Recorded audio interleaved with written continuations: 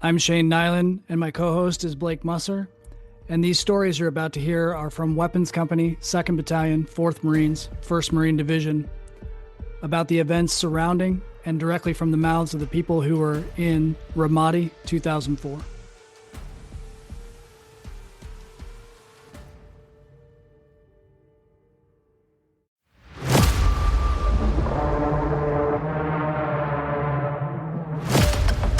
This is part 2 of our conversation with Kevin Sakaki from Headquarters and Mobile Assault Platoon 3.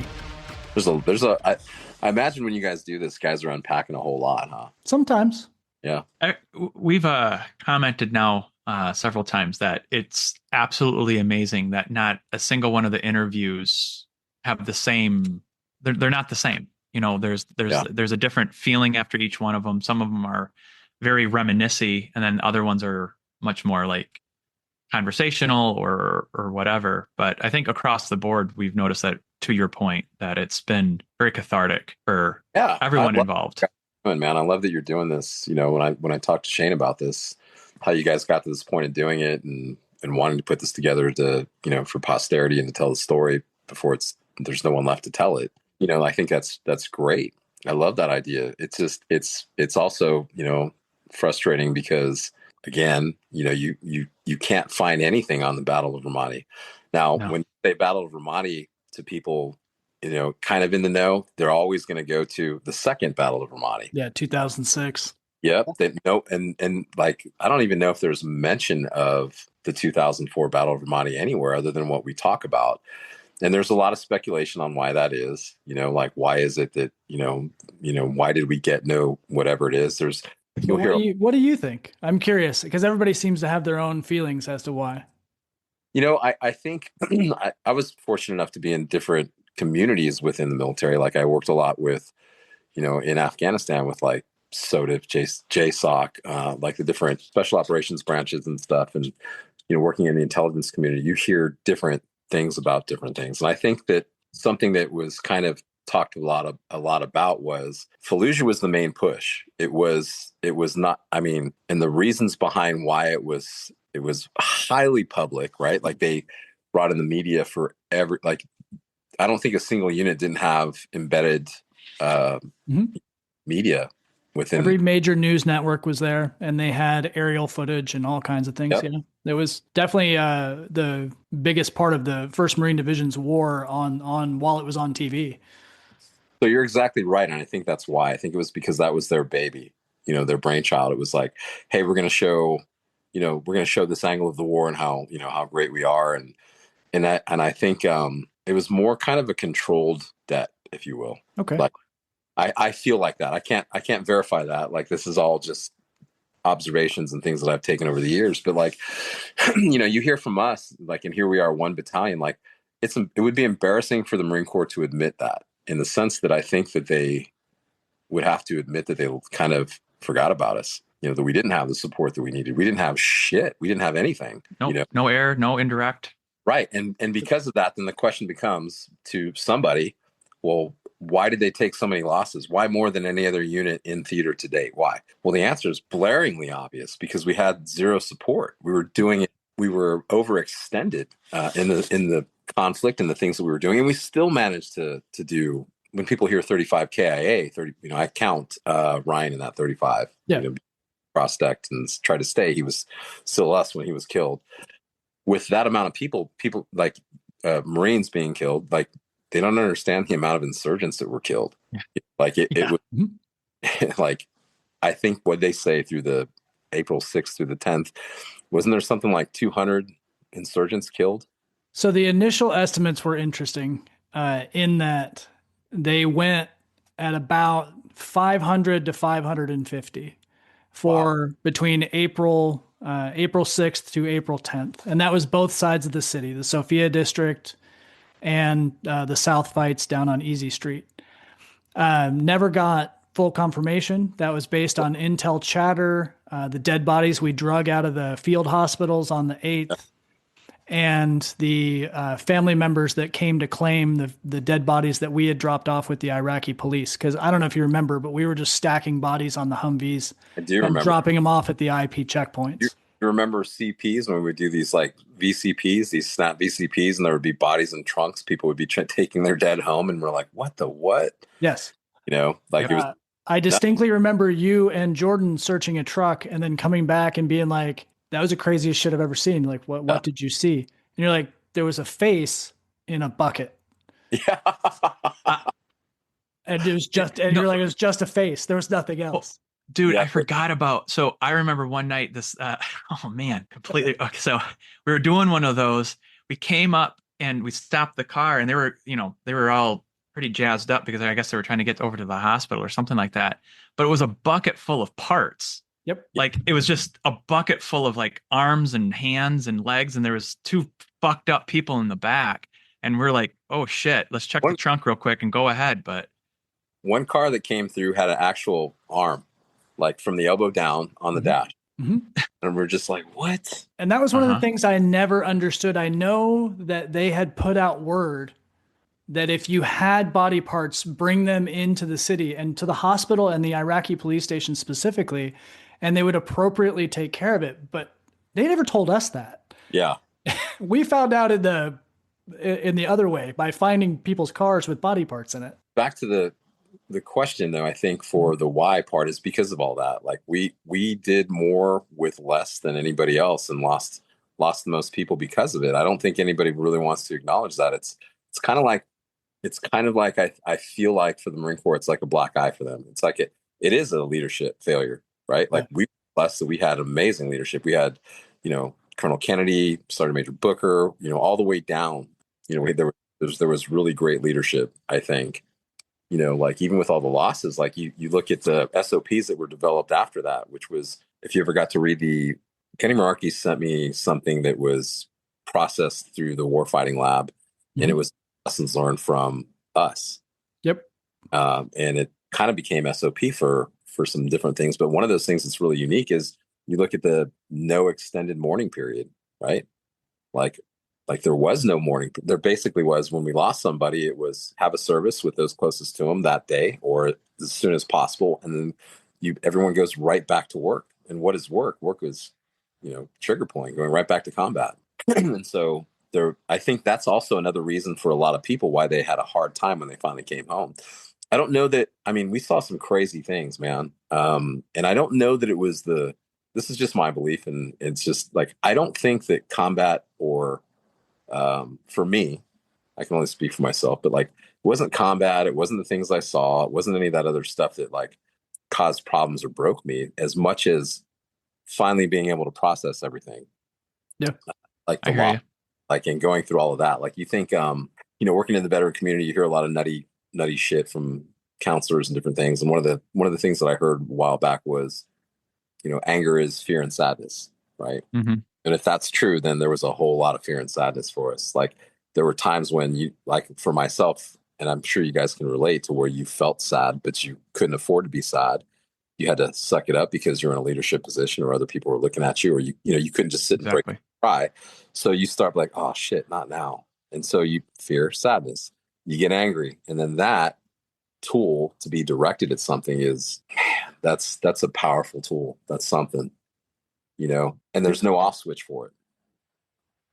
Well, and I think that's an excellent point. And I actually talked to my son about that kind of more in a more broad sense of this idea that, when you get that angry, if you're, taking that point of, like sometimes you're sad and frustrated and it feels like anger, but even still inside of that, learn to channel it correctly. Go ahead and use that to stay on point, use it to sharpen yourself. And I think the military, especially the Marine Corps, does an amazing job of, any feeling that you have, channel it into aggression and to a fine point. But what they don't teach you then is like, it doesn't always have to be anger. It doesn't have to be aggression. You can use that in a positive way too. And we don't ever reprogram that or give other tools.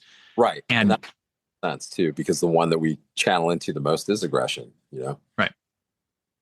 I think the other side of that for, like you said, it's really letting people know that there's more emotions and that emotions have a purpose, if only for like letting something's going on. Like I remember doing a project with my son when he was in third grade, Greek mythology. And we were doing study, and he said he found something in a book that he was reading. He's like, Dad, check this out. And like, he was telling me that the Greeks don't believe it.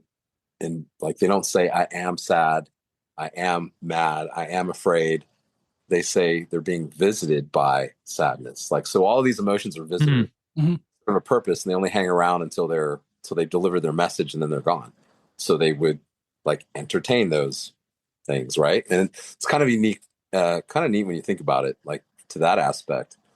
I don't believe in like being emotional at all. I think they serve a purpose, but to let them drive the bus is a whole different thing. Yeah, right. Agree with that.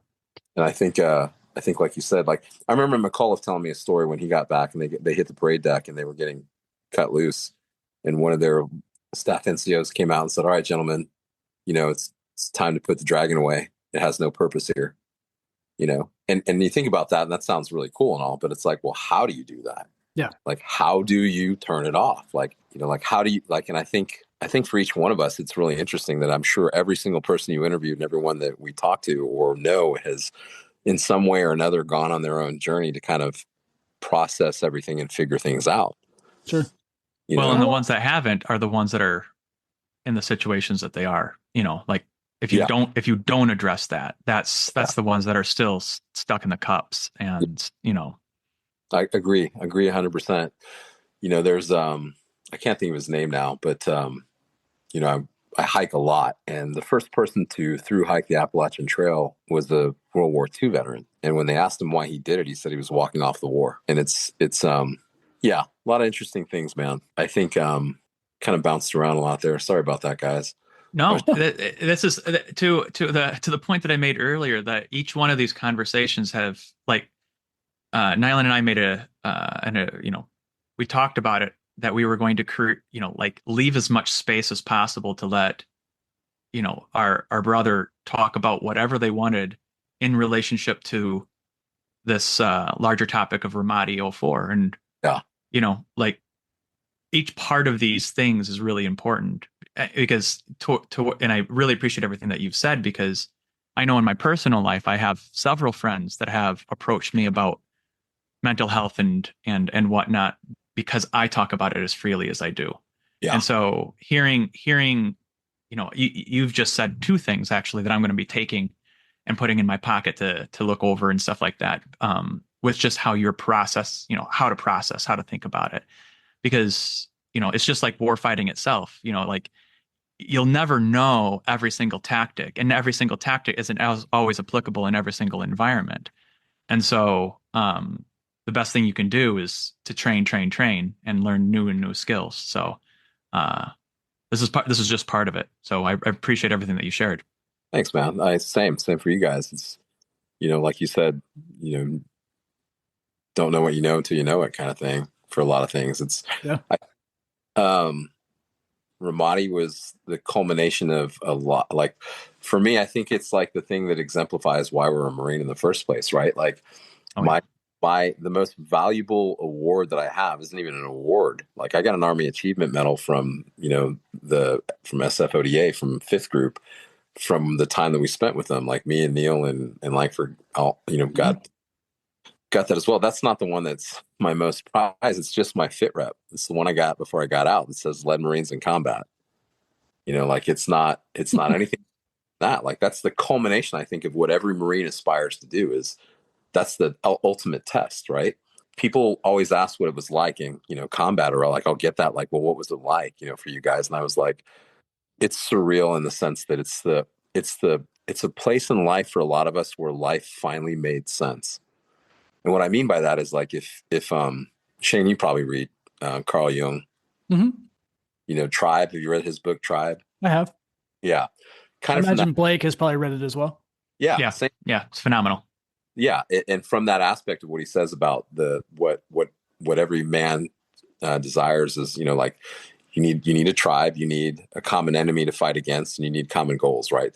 I'm sure there's more that I'm missing, but what I'm trying to say is in combat, life makes sense because you don't give a shit about the latest iPhone, the newest app, how many likes you have, or what, so-and-so said about you.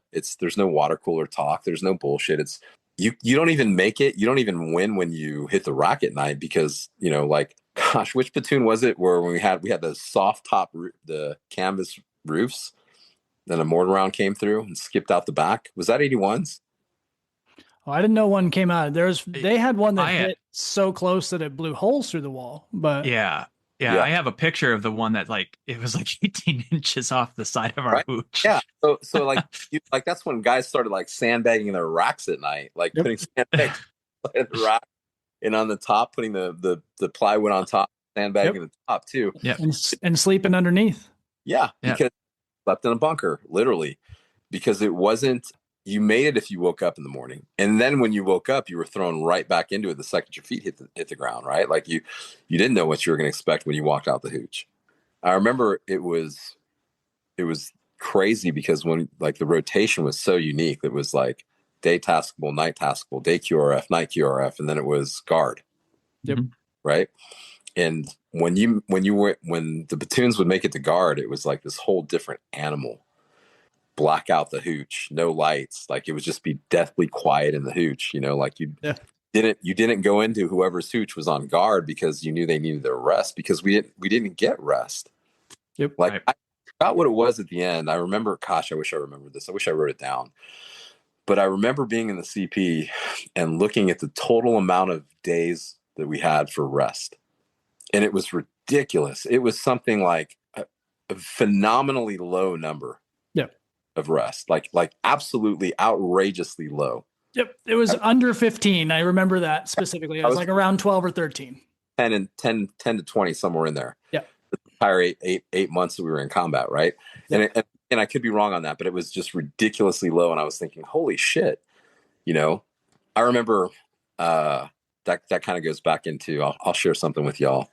When I got back, I was kind of struggling. I was getting ready to get out, and I kind of got put out to pasture, and they sent me to combat skills training school. And so I became an instructor there for a while, and it was fun. It was a lot of like Marines that had come back from combat and were put there to train the non-infantry Marines in infantry tactics and field skills, so to speak. So we got to kind of torture pogues and officers. Oh my God, it's your perfect job. But I remember at that time I was married to my son's mom, and we were coming back from we lived in Laguna Niguel, and we were driving to San Clemente. Mm-hmm. And coming down, I think it was El Camino Real, and then we got to the part where we just got into town. It's like stoplight to stoplight, and this kid was driving like this little Subaru WRX or something like that, and it was like Office Space. Every time like he'd switch lanes, that lane would stop, so then he'd swerve back over to the other one, and that one stopped. And he was, music blaring. He's getting all pissed off and like, throwing his arms up at everybody. And so like, I remember coming up to a light, and the light was turning red, so I was just hitting the brakes, and he pulls in front, like angles in front of me, and like I had literally had to lock him up. And my wife at the time like had her feet on the dash, and then like snapped forward and like came down. And so I just hit the horn, and like this kid leans out the window, flips me off, hanging out the window, and spits on my truck. And I don't remember anything after that. And this was after we got back, right? But I do remember hearing about it later. Like apparently I drug this kid out of his window of his car and was like, opened the door and started slamming his head in the door. And my Allie got out, and like she slid into the driver's seat, turned the truck around, parked it on the other side of the street, and ran up to me and was like, Kevin. And she grabbed me, and I turned around, and I was like covered in blood, and like was ready to swing on her. And she screamed, and she said, let's go. So I got in the truck, we got home, and she said, she went straight into the house, straight into the bedroom, packed a bag, and grabbed her keys and said, I'm leaving, and I'm not coming back until you get help. And I was like, what? I saw no problem with that, literally, at the time. And I remember going to anger management. This was crazy, but on base. And I remember sitting in the waiting room at some little place I think on Main Side somewhere. I finally go in, and it's like a lieutenant commander or whatever. She, you had to fill out that whole post-combat checklist, right? Have you ever, and it was like, yes, all the way down. And so she, I go in and sit down, and she goes, hey, Sergeant Sakaki. She's like, she's like, got some good news and bad news. And I was like, okay. And she was like, the good news is I don't think you have an anger problem. She goes, and it's not really bad news, but she's like, I think you have PTSD. And I remember laughing. I was like, ha. I was like, like pissed. Like, I was like, okay, thanks for wasting my fucking time. And I got up and I walked out. And she followed me out in the lobby and she goes, wait. She goes, you're already here. She's like, give me 5 minutes. If you don't like what I have to say, you can still leave. And it turns out this lady had been dating one of our officers that was killed. Like they were dating before. Robleski? Yeah. Yeah. Ski? I think it was Ski. But so she knew all about, 2-4 and our story and everything else. And she started to explain, she said something along the lines of, I'm paraphrasing, but it was she started asking me all these questions first. She's like, do you find yourself bored at work? Do you find yourself taking like unnecessary risks? Do you drive fast? Like all these questions that I was like, yeah, so what? I'm like, I'm not low crawling through my neighbor's yard at 2 a.m. I don't hit the deck when a car backfires. I'm not, paranoid. I'm not, walking around with a knife, a gun, and a hatchet in my, pants. I'm like, I'm just pissed off. I'm like angry. Like things set me off, and most of the time it was like rude people or loud people or obnoxious people and so she said that when we were in combat for so long in the fight or flight, that parasympathetic nervous system, like that whole thing with, she's like, adrenaline is an actual drug, am I getting it right, Dr. Nyland? Yeah, man. Yeah, that we use in the medical field. And she said that when you're on it for so long, like we are, like it's the fight or flight, it's to push you through when you haven't had food, sleep, like all the things that we were deprived of at many a different point in that deployment. It actually changes the physical shape of your brain. I didn't know that. I don't know if that's true or not to this day. I never looked it up. But she said that you become addicted to it. And so when I'm in an uncomfortable situation, what got me through all those other times works. And so the body looks to kind of get that fix. So for me to get that adrenaline dump, the quickest way to do that was to get angry. Like that's why I kind of think that the person who wrote the original like Hulk series with like Bill Bixby and Lou Ferrigno, like all that guy, I honestly think that guy was writing it about PTSD because that's exactly what it's like. It's like, please don't make me angry. You wouldn't like me when I'm angry. And then no one talks to you. You wake up naked in a field, no one wants to talk to you. It's That sounds like my college years. Right. But when she told me that, like she goes, after she explained it, and it kind of made sense. She goes, it's not what's wrong with you. It's just what happened. In those words like that, that's not what's wrong. There's nothing wrong. It's just what happened. And she explained PTSD, that it's a normal response to an abnormal situation. That like anybody in our situation would have the same response for a certain period of time. That's normal. After like so many days, the DSM says, 30 days is okay. 31 days is a problem. Yep. That's accurate. Yeah. So 30 days is acute stress disorder. And then once it's past 30 days, it becomes post-traumatic stress disorder. Right. And so it's like, how do you measure stress? Like what we went through, you can't say to the level that we operated, in the red or the black is the same as somebody who got in a car accident. Yep. Like, I'm not saying that that's not stressful or to that person to believe that they were going to lose their life. Right. But like for us, where there was no certainty, there was no nothing for 8 months of living in the red and the black. Right. No yellow, no green, definitely no green. Maybe some yellow, maybe some moments of yellow, but so she's simply just said, hey, it's not what's wrong with you. It's what happened. And no, I don't believe that it's abnormal. It's still a normal response. The DSM even says it's normal until this time. Right. Well, so then she said, well, now that you know, what are you going to do with it? The onus is on you now. You don't get to just be an asshole. You don't get to go around and be angry and beat people up and do whatever the onus is on you to do something with it. And it stuck. And it was something that really kind of made me think about things a lot, And I think for like I was telling you why all this, I think I was just trying to say that a lot of us are doing really well. I think a lot of us are doing really well. And there's so many guys I'm really proud of. And I think it's because we did the work. we leaned into it. We figured it out. We were like, hey, what is, like, even if it was a reason outside of ourselves, to find that drive and to find that reason to kind of like look into kind of doing better, Yeah. like, it's kind of earning the life that we got that so many didn't, I think that's, like for me, it was that not really being able to process all of that, not really being able to even like anytime any emotion came up, we just stuff it down. Right. And it's like, hey, just deal with what we got to deal with. Unless it was shenanigans. Shenanigans were always welcome. Yeah. Yeah. Yeah. Yeah. You brought up a good point that I think I'm going to hit two parts that you said. Number one, I wholeheartedly agree that at some point, maybe with all the studies and the therapies that are being developed, that perhaps combat derived stress disorder will be a different category than PTSD. There is no chance that a woman that was raped or a person who was in a car accident or someone who got attacked violently by a dog in their neighborhood can be treated the same way as someone who went through an 8-month very intense deployment. Those aren't the same two stress disorders. It's just a different therapy and retraining that has to happen. Agreed.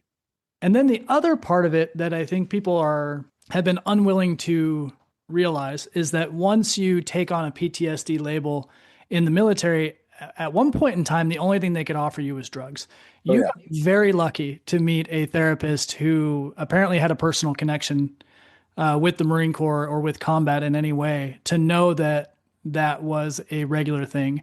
I don't think most people hear the words that PTSD is not permanent. And don't get me wrong. Let me back up though. Before her though, like I remember when we got back off of deployment, like when we went to not Junction City, where did we fly out of? Al-Assad. Yeah. Remember when we got to Al-Assad, we had like a day to like sleep and do nothing. Yes. Or what it was. And like, I remember they were handing out drugs like it was cool. Like, yes. Here's Ambien. I don't even remember what they were. Like, I remember I had a small little Ziploc with like 5 different pills in it. And like the one really small one that they were like, they're like, hey guys, don't be trading these. Don't be swapping these out. Mm-hmm. Given to you and be careful with the small one. If you're going to take this one, get in the rock.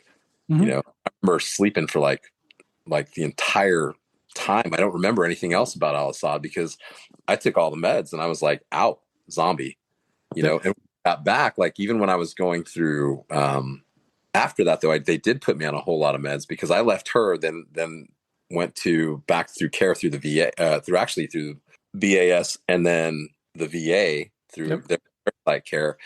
And man, I can't even tell you, like Nylon, I was on like, they gave me Zoloft, Ambien. Oh, what are the thing? Cyclopine. My assumption would be a muscle relaxer, probably. Yeah, and benzos, right? Like it was ridiculous, man. The amount of drugs that I was on. When I finally got to a civilian doctor, it was a civilian doctor who looked at that and was like, "Hey, these are all contraindicating." Is that the right term for ones that are supposed to be prescribed together? Like he's like, man, he's like, because I was on 2 different. Let's see, I was taking diazepam. Gosh, I can't even remember.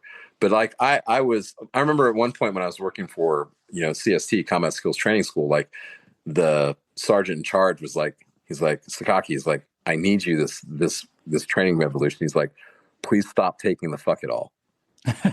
Like, that's a good way to put it because that's what they all do. They all give you a level of numbness. I mean, again, I would scroll through and like I remember, and with Sergeant Coffee, he was actually a Bronze Star recipient in Iraq, but like I remember walking past people that like I would normally just like snap on him, and he would be waiting for me to snap, and I would just be like, "Oh, pretty," like yelled at, "Hey, look, guys, what are you doing with that guy?" And I'd be like, "Hey, dude, are you having a problem with that?" And then I just walked past them and it was like, I'm not joking, man. It was bad. I didn't remember months of a lot of things. And then the worst part was like, nobody tells you don't quit cold turkey. Don't get off these things because they could kill you. Yeah. So I just stopped taking them and then shit got real interesting. But that right after I stopped taking them was when I got into that incident, which led me to going to anger management, which funny enough, I don't believe you can treat anybody with anger management because I think anger is a symptom. You know, Right. it's not cause, it's not causational. It's, you know, symptomatic. And so anyway, that's what led me to that. But yeah, I was way over medicated for quite a while. That first run, I would love to know the stats on some of this stuff, in particular that when we got back, Hmm. we would had to have been within the first few thousand Marines to come back after sustained combat since Yeah, like Vietnam.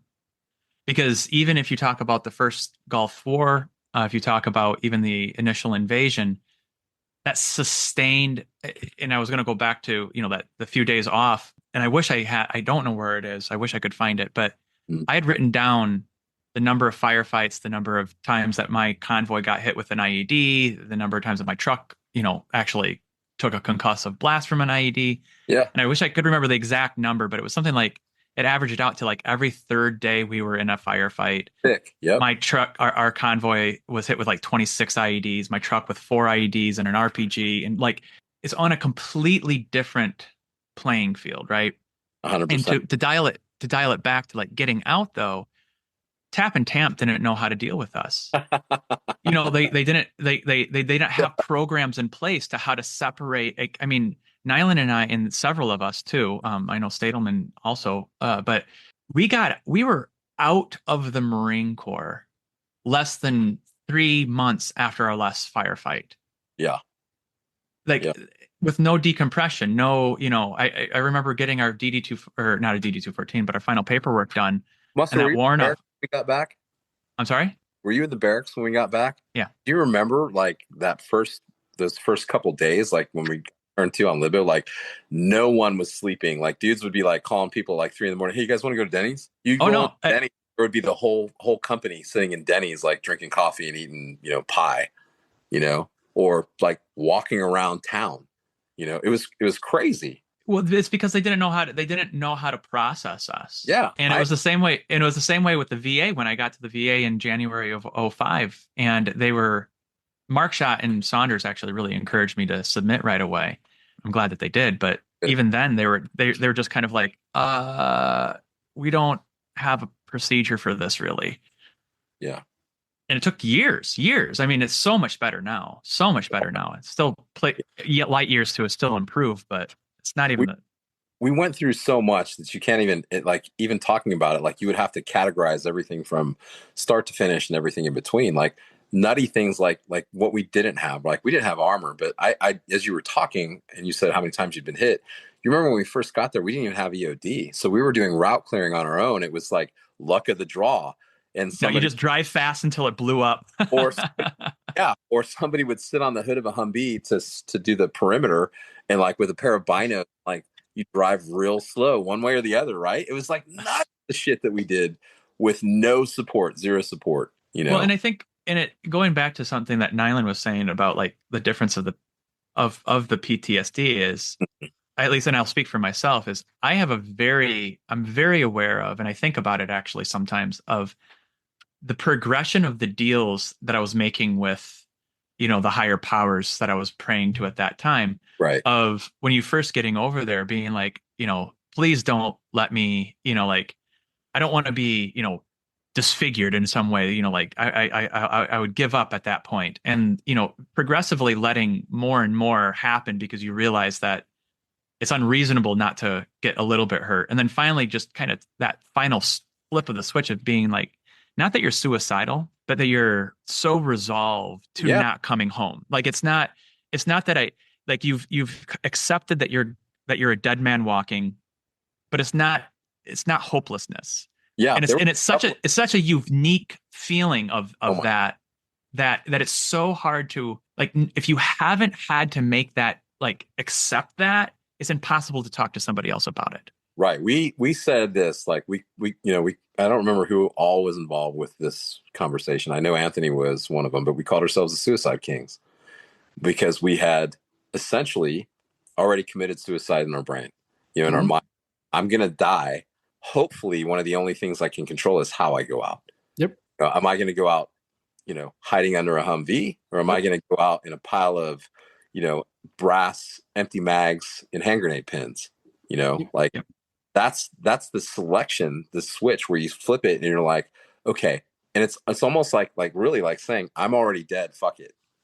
We Yeah. had that conversation in the back of the hooches by the smoke pit when you got a shipment of the liquor chocolates that had liquor in them. And we were all biting the tops off the liquor chocolates and doing shots of liquor chocolates. And And somebody, right after that, I made the suicide deuce sign that we hung over the door on the map 2 hooch. holy shit. That's awesome. Yeah. Yeah. I forgot all about that. Yeah. The hooch, the smoke pits, that's where therapy happened. You know, Oh yeah. like literally Yeah. I remember I got 4 tall boys of Guinness and a small thing of Jameson. I don't know how it got through, but it did. And we were doing Irish car bombs back there one time. I remember, was it Kelly? Kelly's dad would send these like mango tip like cigars and like sit back there smoking. Like you get back from an op, everyone would wait, and then you'd go sit in the smoke pit, spark up your stogie, like, hey, we made it. Everyone made it back, and you sit. You kind of tell stories and you talk about it, and it was like this kind of sense of relief, One of my favorite pictures of Condi that I have is May 13th because there's the date is on the bottom of the picture, those digital dates that were always on pictures. Yeah. And Savage had been killed on May 12th, but it was me, Moselle, Silton, Condi, Day, who was one of our guys from the other 5th Marines units that it was a combat replacement. And we were all sitting there smoking cigarettes and bullshit. And I don't even know what the hell we were talking about, but it's great pictures. And Condi's sitting there with he's got his hand on his chin like he's a GQ, and it's a good picture, man. And everybody looks like they were having a serious conversation, and somebody came and snapped the pictures. That smoke pit was built on the blood, sweat, and tears of Lance Corporals punished on working parties to go build out of sandbags. You will build us for your fuck up. You will build us a couch. That's right. It's funny, man. I don't regret it. I don't regret going to combat. I hear people say that, a lot of guys that didn't make it with us, that got out right before we went have said, oh, I wish I could go. And I'd be like, hey, don't be an asshole, dude. Don't be stupid. Like, it's like, I'm glad you didn't, I'm glad you didn't, but I don't regret going. You know what I mean? I always say you couldn't give me $1 million to trade 1 second, but you also couldn't give me $1 million to do 1 more second. Amen. Man, that's a really good way of looking at it. Yeah. Like I said, I think again, that goes back to just saying isn't that the culmination of what every infantry Marine aspires to do, is actually not just train and get out, but actually take the training and apply it. And like, I think it's like the test, right? Like, well, I think we also had the ultimate test though, because I had never thought about it the way that until you just said it now, is not only did we get to do it, but we got to do exactly what Marines are asked to do, which is adapt and overcome, given almost nothing. What's that? But I thought you were going to say fight and die in place. That's right. Yeah, we sure did a whole lot of adapt and overcome though. Like that was the epitome. If we had to have a slogan that defined our deployment, it would be that: adapt and overcome in every way. I mean, I think like you guys would probably know this, but like prior to the breakdown of a weapons platoon and the formation of a mobile assault company, I don't know that had ever been done before. As far as I can tell from any of the publications, we were the first, and we were the first, and most of the pubs reference the things that we did. They don't say us explicitly, but they reference all the things we did. And that again goes back to, I don't think people believed what we were doing when we were doing it. Like I hear stories, I've heard stories when I got back about, oh yeah, you guys were, kind of, effing up out there and this and that. And I was like, how did we F up? Yeah, it's interesting. Or we're a bunch of cowboys or, all that other stuff, right? Like I heard that more than anything.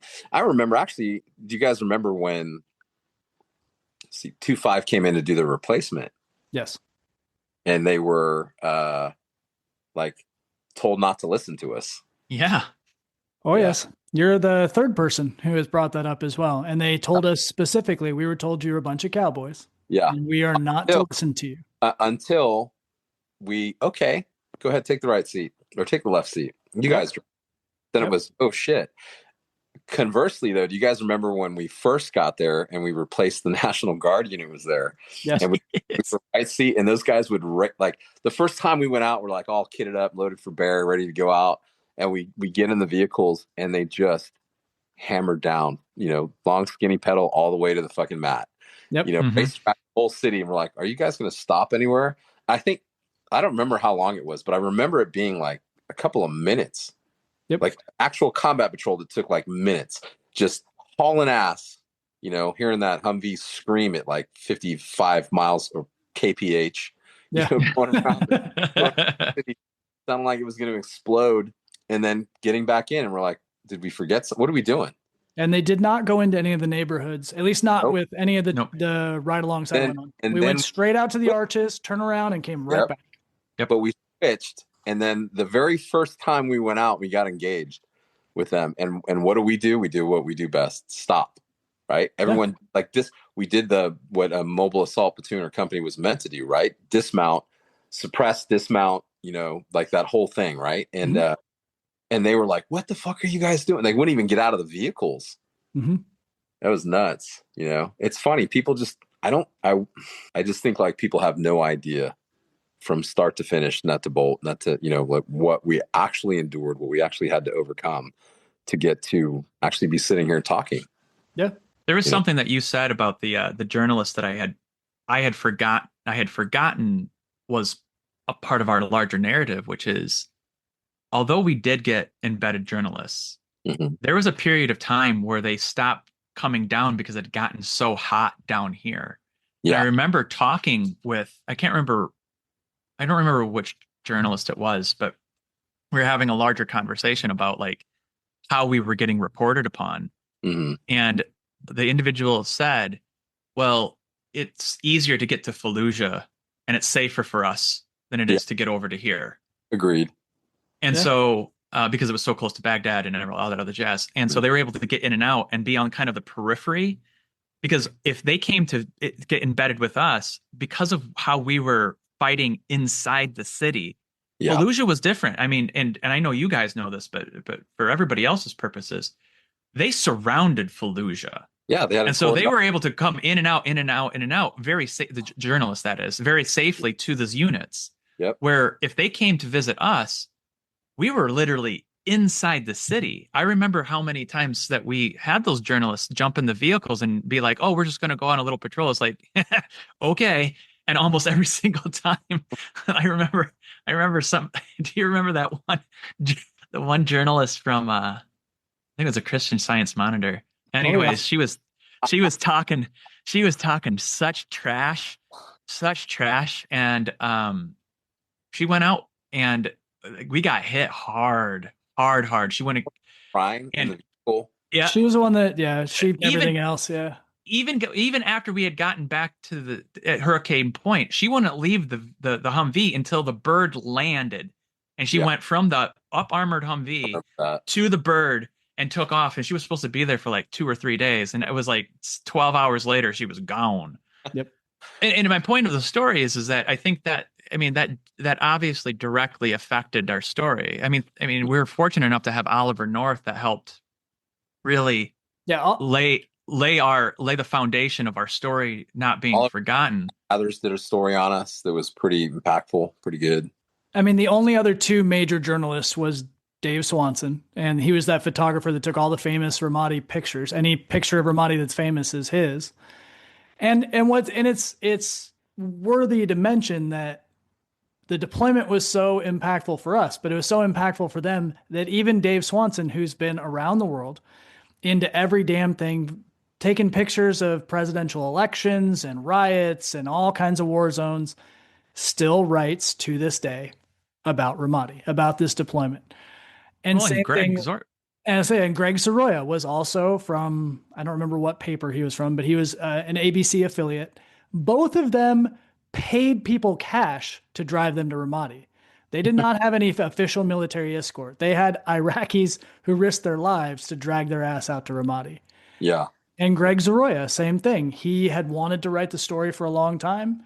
It took him 3 years to gather all the information to write that book, Unremitting. And it's an amazing book, especially for Golf and Echo Company. Yep. But it's like, again, for all the shit he's been through, that's what he wants to write about. That's what he wants to spend 3 years of his life doing. Is That Unrem says something. in as unknown bearded guy? Yeah, you're the unknown. Yeah. Yes. Yep. So if Greg Zeroy ever does listen to this, this is the interview with the unknown Marine. That's funny. But you guys remember too, like during all of that time, like it was never reported. The city Ramadi was never said. It was Sunni Triangle. Right. Yep. Right. It was almost right. always put as the Sunni Triangle or Anbar province. Yeah, or Habaniya or Anbar province. Yeah, there's a lot there. Like you know, I hope one day people look at this or hear this and they're like, wow, we, you know, kind of need to take a deeper dive into this. And because so many lessons were pulled out of this. Like you said it yourself, you know, you read the pubs and you hear, you know who they're talking about, but there's no recognition for it.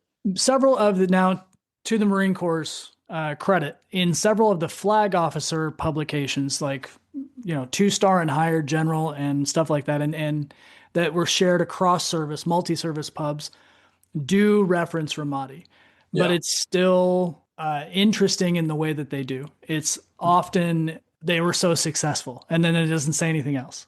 And that was it. It's real weird as far as that goes. There's something also to be said about how our chain of command was, and that we were falling up underneath the Army as we were. Right. Because I ended up working for Human Resources Command Army for a few years, and I was actually the unit board recorder. So I was in charge of all of the unit awards for the Army. And so that was both historical and current era. It was one of the best jobs I ever had. It was That's really cool. It was an awesome job. Nevertheless, while there, I found the muck that we got through the Army, and I was reading it over and realizing that making the story too long, the point of it is that technically we should have gotten a puck through the Navy, right? We should have gotten, and I actually was looking at it because they got their muck based off of the work that we did. There was almost no, there's actually no way that they would have been able to get their unit award that they got without the work that we did. And I had approached the Marine Corps, and they said, well, the problem is that you can't dissect award packets like that. And so since the Army has submitted you and we're the action of that award, we can't ever get an award for that because it's already been acknowledged in this other one. And I was like, you can't rescind it because it's from another branch. And they're like, nope. Anyways, the reason why I say all of that is that I think that also helps, that does limit then that narrative being able to be out there as a standalone thing of like, okay, during Ramadi, here's the puck citation, because as for a lot of people may or may not know, but a puck is held in place because the idea is the majority of the unit should receive a silver star. That's philosophically the idea of why you would have a puck. Instead of giving a bunch of individual awards at the silver star level, it's saying, well, as a unit, you were all functioning at the silver star level. And so those citations end up being used more in a different way. And unfortunately, we can't ever do it. And so that narrative gets lost. So yeah, that's interesting. And it's kind of not surprising either, I guess. Yeah. Story checks out. Very 2-4. Yeah. I remember the unit, like I came in and I had gotten out previously, and I was like out for like a little over a year when 9/11 happened, and I came in right after that. Interestingly enough, Anthony was on recruiting duty. Like I called him and he put me back in. We were actually in our first unit together in 3rd LAR. That's right. I forgot that you guys knew each other. Yeah. And so I just remember when, like I went through MEPS and they're like, well, where do you want to go? I was like, 5th Marines. You want to do infantry? And I was like, yeah, I'm going to go back into, doing my MOS or a secondary MOS, in the infantry. And so one of the officers at MEPS in Dallas, where he was actually from our old unit. So he's like, yeah, he's like, you want to go to 5th Marine? It's like, we'll get you to 5th Marine. So I show up and I check in, and I think I checked in with 1.5 or 2.5 at the time. I don't remember why. I don't remember where you guys were, what 2.4 was doing at the time, but I just remember them deciding that I was going to 2.4 and everyone kind of laughing about it and going, oh, you're going to 2.4? Good luck. Awesome. Yeah. It was just funny. And the moniker Magnificent Bastards has never been more true, you know? Right. It's so true. Yeah. So true. It's just fun. Well, our story is out there, though. Years later, I was working for a defense logistics company. And to make a long story short, they were going to do a fleet wheeled vehicle maintenance program with the Iraqi army. U.S. fleet wheeled vehicles. And this is probably 2015 or something like that. And so we brought a bunch of Iraqi generals over, and we're having a conversation. We're going to have this big meeting to finalize the contract. And my boss, I was a part of the team. And so we were having dinner for the first time. And my boss, it was introducing the team. And as he introduced me, he was like, oh, and Musser here was in the Marine Corps. And he's like, where were you? And I said, Ramadi in 2004. And every one of the generals stood up and came immediately over and like shook my hand. And it was like 2004. That's great. And they were like, they weren't confusing it with 2006. They were talking about 2004. And they were like, absolutely. They're like, you were one of the Marines that was there. There's maybe the U.S. military doesn't talk about it, but we definitely made an impression on the Iraqis. Well, no, and it's worth mentioning too, and I don't know how much you guys have followed Iraq currently, but Fallujah is not doing great, still has a lot of issues. But Ramadi is like a blossoming city. They're building skyscrapers. They have a new university. Like is a whole different world. You wouldn't even recognize it. And they're really like the bustling city of the whole country. Outside of Baghdad, of course, Baghdad has all the politicians, but outside of Baghdad, it's really doing well. Spring break 2027. Yeah, man. The 2004 spring break shirt, it said Spring Break Ramadi 2004. What'd you smoke this summer? Goal with the keffiyeh on its head with a bullet hole in it. Good times. Like I'm grateful for the experiences that I had and the people that we went through it with, like you guys. Like I think at different times, I think we're what got each other through. After 100%. Like after the fact, it was like the checking on each other. I mean, it was like Jimmy and Lou coming to my townhouse one day and threatening to kick the door open if I didn't answer, kind of thing, and making me go take a shower, get dressed, and go get cleaned up and go eat a meal with them, and then like those kinds of things. Like, I think people that don't have what we had, I actually feel sorry for them. Mm-hmm. People don't have this level of brotherhood. Like, people just don't understand. They want to. Like, you hear all these people saying, "Oh, well, I was in the Army," and I'm like, yeah, I hear you. Or I was, I was in law enforcement, and I'm like, I love you too, brother. But it's the same, man. Like people don't understand what it's like to have people that will actually put their lives on the line for you, like literally every day. Mm-hmm. Like people always ask what you think, when I thought about the war, like, oh, you were in Iraq. What did you think about what you were there for? I was like, I don't get paid to think. I didn't get paid. I didn't get paid to have an opinion. I got paid to do a job. Right. That's right. And that's it. Like we're not afforded that opportunity. We don't get to speak out against the president or have an opinion, period. Like literally. So everything we do, it's not for mom, apple pie, and the flag. It's for the guy to the left and right. And I think, amen. That's the most. Everything else pales in comparison. When guys tell me that they miss it, I'm like, you don't miss it. You miss a life that made sense. Just survive. Yep. With people that like you could not get along with people. Like there could be people that you actually may have had fist fights with or gotten into it with, but on the battlefield, it didn't matter. Yeah, were you facing the right direction? That's all that matters. Yeah, exactly. All that matters. It's just nuts. It's and those experiences and those people shaped like the rest of my life, in a good way. Like I don't, there were some challenges that came afterwards, but I think for the most part, like if you focus on the lessons you learn, if you focus on the pain you suffer, right? And I think it's there's a lot of lessons to be pulled out of the things that we did and like what we're capable of and what we survived and all those different things. Like that led to another time we'll get into where Ramadi led me into what I got to do with my life. And it was pretty fantastic. If you like what you heard, make sure you subscribe for future episodes on your favorite podcast service.